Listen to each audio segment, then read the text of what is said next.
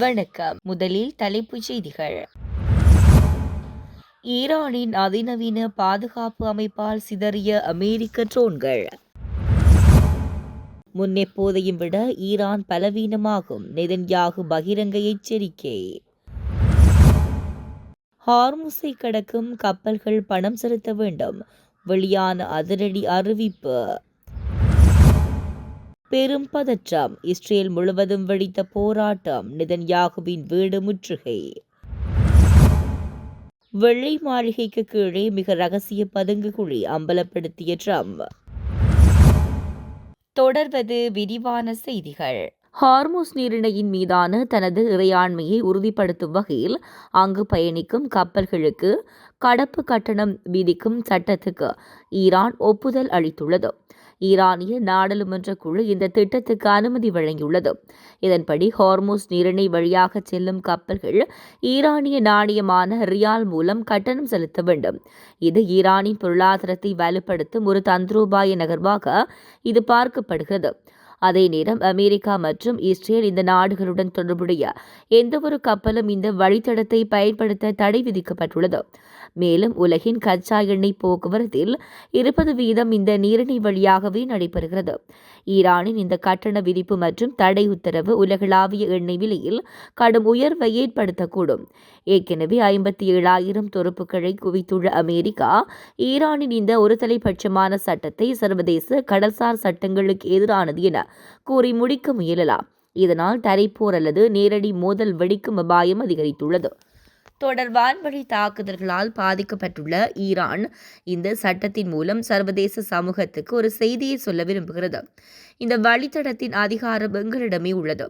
இதன் மூலம் அமெரிக்கா மற்றும் அதன் நட்பு நாடுகளுக்கு பொருளாதார ரீதியாக அழுத்தம் கொடுக்க ஈரான் திட்டமிட்டுள்ளது. ஈரான் மீதான போரை உடனடியாக கைவிட வேண்டும் என்று வலியுறுத்தி இஸ்ரேல் முழுவதும் பொதுமக்கள் வீதிகளில் இறங்கி போராட்டத்தை தொடங்கியுள்ளனர். இது இஸ்ரேல் பிரதமர் பெஞ்சமின் நெதன்யாகுவுக்கு சிக்கலை ஏற்படுத்தியுள்ளது. ஈரான் மீது இஸ்ரேலும் அமெரிக்காவும் போர் புரிந்து வருகின்றன. கடந்த மாதம் 28ஆம் தேதி தொடங்கிய இந்த போர் ஒரு மாதத்தை கடந்துள்ளது. இந்நிலையில் தான் தற்போது ஈரான் போரை கைவிட வேண்டும் என்று இஸ்ரேல் நாட்டுக்குள் பொதுமக்கள் போராட்டத்தை முன்னெடுத்துள்ளனர். இரவில் பொதுமக்கள் இஸ்ரேலின் பல்வேறு இடங்களில் வீதிகளில் இறங்கி போராட்டம் நடத்தினர். டெல்லவீர், ஹைஃபா, ஜெருசலேம் உள்ளிட்ட முக்கிய நகரங்களில் பொதுமக்கள் பேரணி சென்றனர். கடந்த 29ஆம் தேதி அமெரிக்கா முழுவதும் ஜனாதிபதி டொனால்ட் ட்ரம்புக்கு எதிரான மாபெரும் போராட்டங்கள் நடைபெற்றுள்ளன. இதன்படி New York, Washington DC, Los Angeles போன்ற அமெரிக்காவின் முக்கிய நகரங்களில் மக்கள் போராட்டங்களில் கலந்து கொண்டதுடன் கூட்டமாக தெருக்களில் நடைப்பயணம் மேற்கொண்டுள்ளனர்.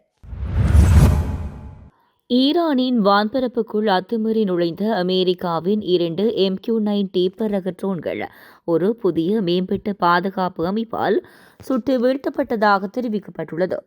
குறித்த விடயத்தை ஈரானிய புரட்சிகர காவல் படையின் மக்கள் தொடர்பு அலுவலகம் அதிகாரப்பூர்வமாக தெரிவித்துள்ளது. நாட்டின் ஒருங்கிணைந்த வான் பாதுகாப்பு வலையமைப்பின் கட்டுப்பாட்டில் உள்ள இந்த தற்காப்பு அமைப்பு மூலம் கடந்த சில மணி நேரங்களில் இஸ்பஹான் மாகாணத்துக்கு மேலே பறந்து கொண்டிருந்த இந்த ஆளில்லா விமானங்கள் சுட்டு வீழ்த்தப்பட்டதாக ஃபார்ஸ் செய்தி நிறுவனம் குறிப்பிட்டுள்ளது. MQ-9 டீப்பர் ட்ரோன்கள் முதன்மையாக அமெரிக்க இராணுவத்தால் பயன்படுத்தப்படுபவை என்றாலும் அதன் நட்பு நாடுகளும் இந்த ட்ரோன்களை பயன்படுத்தும் வசதியை கொண்டுள்ளன என்பது குறிப்பிடத்தக்கது. இந்த அறிக்கை குறித்து அமெரிக்கா அல்லது இஸ்ரேலிய இராணுவத்திடமிருந்து இதுவரை உடனடி பதில்கள் எதுவும் வெளியாகவில்லை என்பது குறிப்பிடத்தக்கது. அமெரிக்க வெள்ளை மாளிகையில் ரகசிய இராணுவ பதுங்குகுழி கட்டப்பட்டு வருவதாக அமெரிக்க ஜனாதிபதி டொனால்ட் ட்ரம்ப் தெரிவித்துள்ளார். அமெரிக்க வெள்ளை மாளிகையின் புதிய வளாகம் 2ஆம் உலகம் போர்க்காலத்தைச் சேர்ந்த பொதுவாக வெள்ளை மாளிகை பதுங்குகுழி என்று குறிப்பிடப்படும் ஜனாதிபதியின் அவசர கால செயல்பாட்டு மையத்துக்கு பதிலாக அமையும் என்று கூறப்படுகிறது. இதுகுறித்து ஜனாதிபதி டொனால்ட் ட்ரம்ப் சமீபத்திய வடிவமைப்புகளின் பெரிய அட்டை படங்களை காண்பித்து ஏர்ஃபோர்ஸ் ஒன் பால்ரூம் குறித்து புதிய தகவல்களை வழங்கினார். வெள்ளை மாளிகையின் பால்ரூமுக்கு கீழே ரகசிய ராணுவ பதுங்குழி கட்டப்பட்டு வருவதை அவர் வெளிப்படுத்தினார். ட்ரம்ப் கூறுகையில், தற்போது ராணுவம் த பால்ரூமுக்கு கீழே ஒரு பெரிய வளாகத்தை கட்டி வருகிறது. தாக்கல் செய்யப்பட்ட ஒரு முட்டாள்தனமான வழக்கின் காரணமாக இது சமீபத்தில் வெளிவந்துள்ளது. மேலும் த பால்ரூம் என்பது ட்ரோன் விமானங்கள் மற்றும் வேறு எந்த பொருட்களிலிருந்தும் உட்பட கட்டப்படும் பொருட்களுக்கான ஒரு கொட்டகையாக மாறிவிடுகிறது. புதிய கட்டடம் ட்ரோன்களால் தாக்க முடியாதபடி இருப்பது மட்டுமல்லாமல் த பால்ரூமும் அந்த திறன்களை கொண்டிருக்கும். எங்களிடம் முழுவதும் குண்டு துளைக்காத கண்ணாடிகள் உள்ளன. எங்களிடம் ட்ரோன்களால் தாக்க முடியாத கூரை மேற்கூரைகள் எல்லாமே ட்ரோன் மற்றும் குண்டு துளைக்காதவை என்றார்.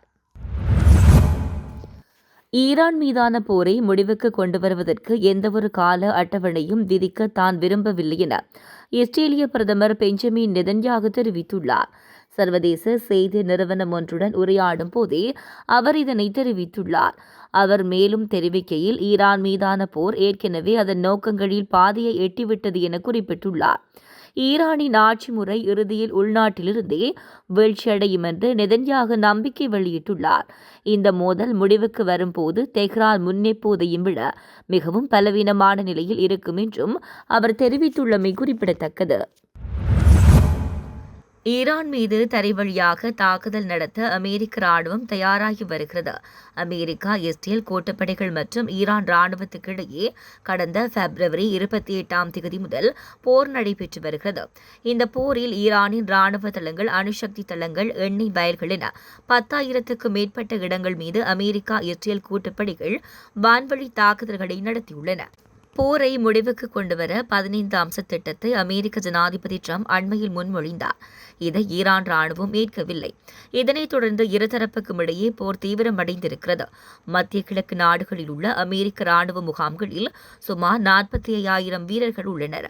மேலும் அமெரிக்க கடற்படையின் 16 போர்க்கப்பல்கள் அங்கு முகாமிட்டுள்ளன. புதிதாக USS Tripoli, USS Santiago, USS new Orleans ஆகிய 3 போர்க்கப்பல்கள் கடந்த சனிக்கிழமை மத்திய கிழக்கு பகுதியை வந்தடைந்தன. இதன் மூலம் ஈரானின் பொருளாதாரம் முழுமையாக முடக்கப்படும். இந்த தரைவழி போர் சில வாரங்கள் வரை நீடிக்கக்கூடும். ஈரான் மீதான தரைவழி தாக்குதலின் போது அந்த நாட்டிடம் உள்ள 400 கிலோ யுரேனியத்தை கைப்பற்றவும் திட்டமிடப்பட்டிருக்கிறது என்று தெரிவித்துள்ளன. ஈரான் நாடாளுமன்ற சபாநாயகர் முகமது பாகர் காலிபாய் கூறும்போது, அமைதி பேச்சுவார்த்தை தொடங்கியிருப்பதாக அமெரிக்கா வெளிப்படையாக கூறி வருகிறது. ஆனால் அதே நேரம் ஈரான் மீது ரகசியமாக தரைவழி தாக்குதலை தொடங்க அந்த நாடு திட்டமிட்டிருக்கிறது. அமெரிக்க வீரர்கள் தரையில் கால் பதிக்கும் போது ஈரான் ராணுவ வீரர்கள் தகுந்த பதிலடி கொடுப்பார்கள். எங்களது வீரர்களுடன் ஏவுகணைகளும் தயார் நிலையில் உள்ளன என்று தெரிவித்தார். வடகொரிய தலைவர் கிம் ஜாங் உன்னின் மேற்பார்வையின் கீழ் மேம்படுத்தப்பட்ட அதிக உந்து சக்தியை கொண்ட திட எரிபொருளில் செயற்படும் ஏவுகணை இயந்திரம் ஒன்று வெற்றிகரமாக பரிசோதனை செய்யப்பட்டுள்ளதாகவும் அவர் மேற்படி ஏவுகணை பரிசோதனையை அந்நாட்டின் தந்திரோபாய ராணுவ வல்லமையை மேம்படுத்துவதில் ஒரு குறிப்பிடத்தக்க மைல்கல் என பாராட்டியதாக அந்நாட்டு அரசாங்க ஊடகமான KCNA நேற்று ஞாயிற்றுக்கிழமை தெரிவித்தது. அமெரிக்கா மற்றும் அதன் நட்பு நாடுகளை இலக்கு வைத்து ராடர் கருவிகளால் எளிதில் கண்டறிந்து குறுக்கீடு செய்ய முடியாத அதிவேக ஏவுகணைகளை உடமையாக பெற்றுக்கொள்வதற்கான கிம் ஜாங் உன்னின் இலக்குக்கு ஏற்ப இந்த ஏவுகணை பரிசோதனை அமைந்துள்ளதாக கூறப்படுகிறது. எனினும் வடகொரியாவில் இந்த உரிமைகோரல் இந்த ஏவுகணையின் உண்மையான வல்லமையை விடவும் சிறிது மிகைப்படுத்தப்பட்டதாக இருக்கலாம் என்று சில நிபுணர்கள் கருத்து தெரிவித்துள்ளனர். எனினும் மேற்படி ஏவுகணை இயந்திர பரிசோதனை எப்போது எங்கு நடைபெற்றது என்பது குறித்து விரிவான தகவல்களை அந்த ஊடகம் வெளியிடவில்லை. அண்மை காலங்களில் வடகொரியா அமெரிக்காவின் பிரதான நிலப்பரப்பை தாக்கும் திறன் கொண்ட பல்வேறு கண்டம் விட்டு கண்டம் சென்று தாக்கும் ஏவுகணைகளை பரிசோதித்துள்ளது. குறிப்பாக திட எரிபொருள் கொண்ட ஏவுகணைகளை அவை ஏவப்படுவதற்கு முன்னர் கண்டறிவது கடினமாகும். அதே சமயம் திரவ எரிபொருளை கொண்ட ஏவுகணைகளுக்கு ஏவுவதற்கு முன்பு எரிபொருள் நிரப்பப்பட வேண்டும். மேலும் அந்த எரிபொருள் குறைந்த காலத்தில் பயன்படுத்தப்பட்டு விடுவதால் அந்த ஏவுகணைகளால் நீண்ட தூரம் பயணிப்பது சாத்தியமற்றதாக உள்ளது. இந்நிலையில் அதிக ஆற்றல் வாய்ந்த திட எரிபொருள் மூலம் செயற்படும் ஏவுகணை இயந்திரங்களை பெறுவது நீர்மூழ்கி கப்பல்கள் அல்லது நடமாடும் ஏவுதளம் கொண்ட ட்ரக் வண்டிகள் மூலம் ஏவக்கூடிய சிறிய ரக கண்டம் விட்டு கண்டம் பாயும் ஏவுகணைகளை உருவாக்க வடகொரியாவுக்கு உதவும் என தென்கொரிய விஞ்ஞான மற்றும் தொழில்நுட்ப கொள்கை நிறுவனத்தின் ஆராய்ச்சியாளரான லீ சுன் கெயுன் தெரிவித்துள்ளார்.